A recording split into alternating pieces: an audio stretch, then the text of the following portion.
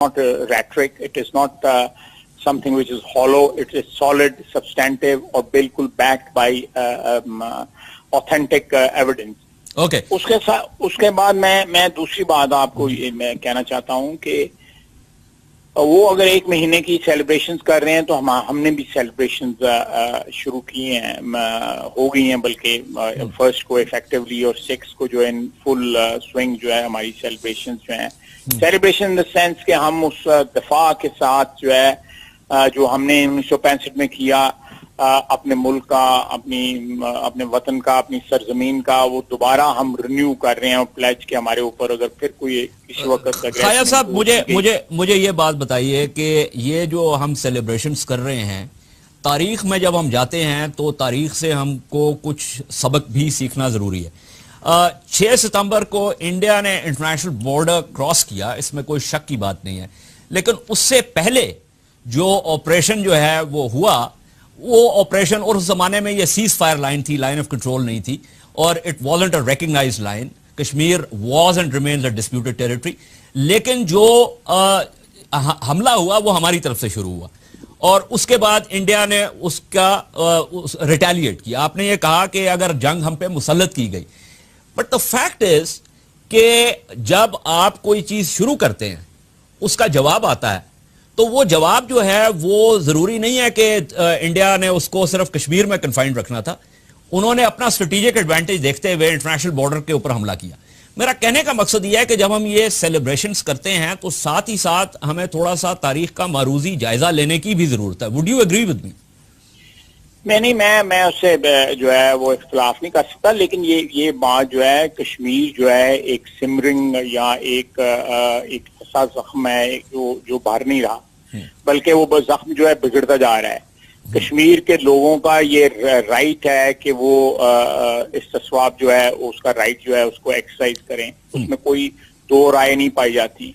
अगर वहां पे जो है वो वहां पे कोई मूवमेंट चलती है, यहाँ पे अपराइजिंग होती है, तो वो उसको हमारे ऊपर ब्लेम कर देना। आप देखें, ये बिल्कुल कन्वर्सली अगर आपका मैं आर्गूमेंट देखूं तो जो ये बलूचिस्तान में कर रहे हैं या जो दहशतगर्दी के लिए कर रहे हैं या जो रॉ जो यहाँ पे एक्टिविटी कर रहा है, आपके ख्याल से वो हमें राइट देता है? Will you give us the right to cross the international border in retaliation of that? Will you?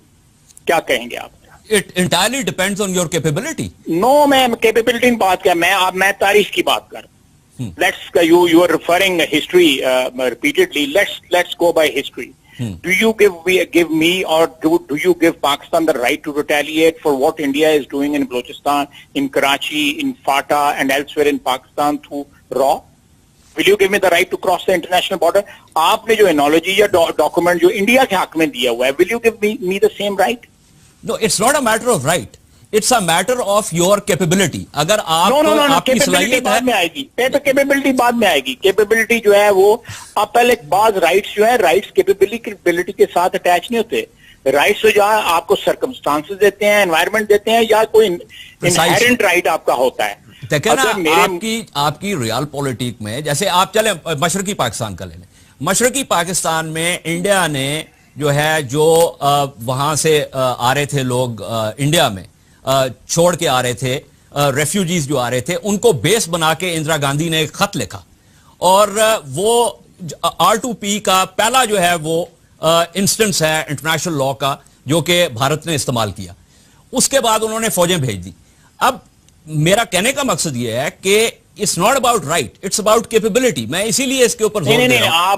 आपने अगर आप रिपीट करके देखें, आपने जस्टिफाई किया है कि इंडिया ने 65 में जो बॉर्डर क्रॉस किया था क्योंकि हम छेड़छाड़ कर रहे थे, इसलिए उनका राइट था जो international border. No, I didn't say उनका राइट था, not at all. I have said कि वो प्रोपोर्शनल रिस्पांस राइट की जगह ऑप्शन का लफ्ज कर लेते हैं कि वो ऑप्शन जो है, do we exercise that option in case they are interfering in Balochistan, Karachi and elsewhere in Pakistan? That is where your capability comes in. अगर आप उसको संभाल सकते हैं, कैपेबिलिटी देखें, अगर वो आप ऑप्शन इस्तेमाल कर सकते हैं तो बिल्कुल करें। सेमेंटिक्स में हमारे पास है कैपेबिलिटी, वी कैन हम जो है, it's not a hoax, we have the capability, we can retaliate in kind, absolutely. Okay हमारी हमें बाज चीजों में उनके ऊपर एज है अल्लाह के फजल के साथ। ओके देखें, मैं आप बात कर रहे हैं हिस्ट्री की। हिस्ट्री जो है आपने देखना है, मैं भी तारीख का एक तालिब इल्म हूँ। हिस्ट्री आपने देखनी है, कौन लिख रहा है, ख्वाजा आसफ लिख रहा है या याद हैदर लिख रहा है, या कौन लिख रहा है, कोई कंटेम्परेरी हिस्टोरियन लिख रहा है या कोई 150 साल बाद लिख रहा है।